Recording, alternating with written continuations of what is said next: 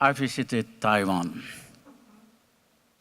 met the President Tsai a few weeks before her inauguration. I must say that I was the first top-ranking Indonesian leader to come and meet your leadership here in Taipei. Because I do believe that countries has the right to meet, to exchange ideas, to have business and trade relations that not necessarily politically of the same character or nature. I was impressed by President Tsai. It's very impressive. The president was smart, fast-moving, and know what she wants to do, especially with respect to the strategy for the southbound policy. In fact, a few weeks before her inauguration, we have the opportunity to discuss her idea about South and South relationship.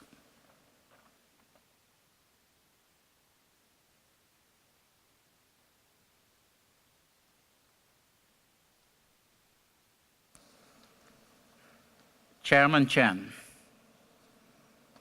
ladies and gentlemen, I am impressed by the range of discussion at this forum and the chance to interact with you. The southbound policy is a great idea and timely initiative. Taiwan has the experience, the capital, and the technology and human resource to take the lead in the South and South relationship. We are all committed, most of us, in Southeast Asia and South Asia, committed to democracy and progress. But for democracy to deliver peace and prosperity and progress, because this is important, some of democratic countries are not deliver prosperity and peace to their people. In order for democracy to be able to deliver peace and prosperity and progress, we have to rely on good governance and innovation. We can achieve progress by copying the best model and best practice from all over the world. We call it globalization. Innovation is another level. It's much higher level. In nature, globalization is additive.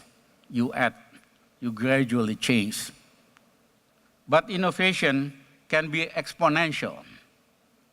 Innovation can create huge values, disrupt all practice and models, and accelerate prosperity and progress. Ladies and gentlemen, in the 19th century, British ruled the sea, and by that way, British ruled the world. In the 20th century, the American ruled the world. But as everybody said, the 21st century is going to be the Asian century. But the question is, it is going to be the democratic Asia or the authoritarian Asia, or both in peaceful coexistence. There are many possibilities toward this direction, but for us, from South and Southeast Asia and Taiwan, it is important to promote democracy and realize progress and prosperity based on the basic principles of democracy. In that sense, the South and South initiative can be the fulcrum of democratic Asia that will promote economic and social prosperity. I think this afternoon, the former foreign minister from Thailand, I think suggests something quite different. that it is not enough by just having connectivity, social technology, and person to person, but it's also important to look at the basic values that we have that relies a lot on democracy, but democracy that delivers, not democracy just for the sake of democracy. To achieve that objective, connectivity is very important. Economic, social, NGO, and people-to-people connectivity. Let me tell you why I come to Taiwan, to Taipei last year, as the most senior Indonesian to come here. I have an old friend, Mr. Bruce Jinglu, the Deputy Minister of Foreign Affairs at that time. We met 40 years ago in the student exchange program in the US. We traveled for more than 1 month across the US. And since then, we maintained relationship, personal connection. So when he come and invite me, Rizal, please come to Taipei. I think it is important for us and for Indonesia. I take the time and take a little bit of risks here to come, but I'm glad I came because we are a democratic country. We have the independence to visit wherever we want to go, and I think that's the principles that are of importance. The economic benefit of South and South relationship is huge because in the most cases, our relation is complementary, not competitive. If our relation, for example, from other countries in Southeast Asia and Taiwan is competitive, might be the relation, the benefit of the relationship is just pro forma. But since the economic complementarity of our relationship, the potential benefit is huge. Taiwan has the experience, the technology, in particular in agriculture, IT, manufacturing, and network, and the importance of small and medium enterprise. And this is where Indonesia could learn. I give you an example. Our economic structure is like a glass wine. On the top, there are about 200 families who control the Indonesian economy and state enterprise. The middle of it, like a glass, wine glass, is very thin, meaning the middle class, mid-sized corporation is very small. And then below it, you have about 60 million small and family enterprise, household enterprise. This kind of structure is unsustainable. It is not good for democracy if you have a thin middle class. And the contradiction between huge corporation with all the privilege is contradict with the growth limitation of the small and household corporation. And that is, sooner or later, that's going to create a problem. We appreciate the fact that Taiwan economic model is different from this one. You are purposely built small and medium enterprise. Your structure is mostly like a pyramid. You have numbers of huge corporations that are known worldwide, but you are very strong on the middle and on the small firms that are innovative. This, according to my sense, is better for democracy because you have a strong mid-sized corporation, entrepreneur at the mid-level and at the small corporation that are going to be more dynamic. And with the advance of the digital IT technology, size doesn't necessarily the most important factor anymore. Yeah, in fact, in some cases, size become a hazard to innovation. Small and medium enterprise have more opportunity to innovate has more appetite for risks and adventure to the new area. So we learn from your economic models, and I think it is important that countries in the South also have a more pyramidal economic structure rather than the one like the glass of wine. Indonesia has the largest domestic market. Our population is 230 million, a growing middle class, and an increasing purchasing power. We are one of the richest in terms of natural resources. We have the largest maritime area, the third longest coastal area, and the third largest democracy in the world. In that sense, Indonesia is a large giant in Southeast Asia.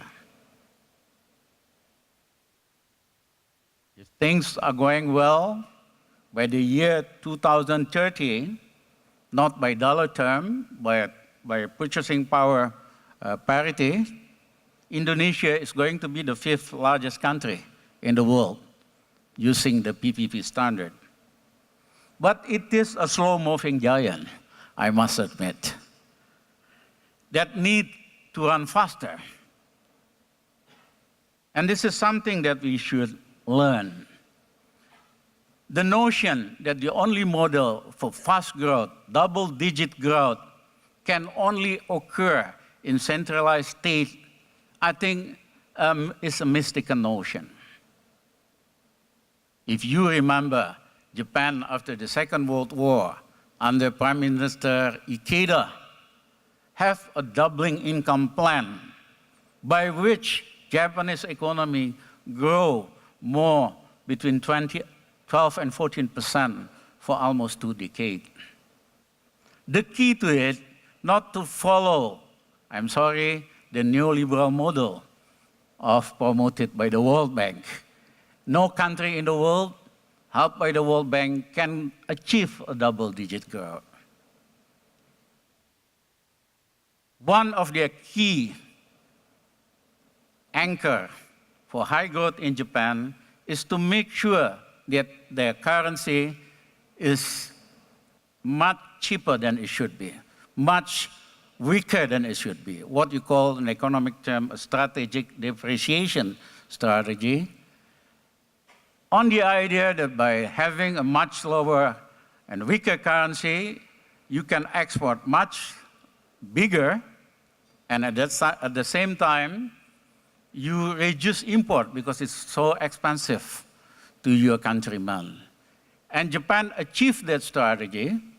If you remember, in the 60s and 70s, early 80s, Japanese export is one of the largest growth in the world, bring Japanese value of corporate asset increasing very much to the point that the Western world worry about it. Japanese Prime Minister is being called to the Plaza Hotel in New York in 1986, and everybody in that room essentially persuade Japan to strengthen its currency. The Japanese, for whatever reason at that time, give up to that idea of persuasion, and since then, Japanese economy is growing much slower because the growth of export is also slower, and I think it continued to a very low growth in the last decade. If you look at the experience of China itself, after the reformation of Deng Xiaoping, what they do is they follow the Japanese experience. They don't want their currency to be strong. What they do, they make sure that their currency is much weaker than necessary.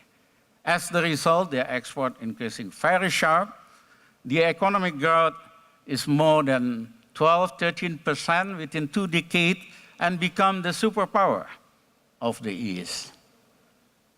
3 US presidents came to Beijing, from President Clinton, Bush, and Obama, pushing the Chinese government to strengthen their currency.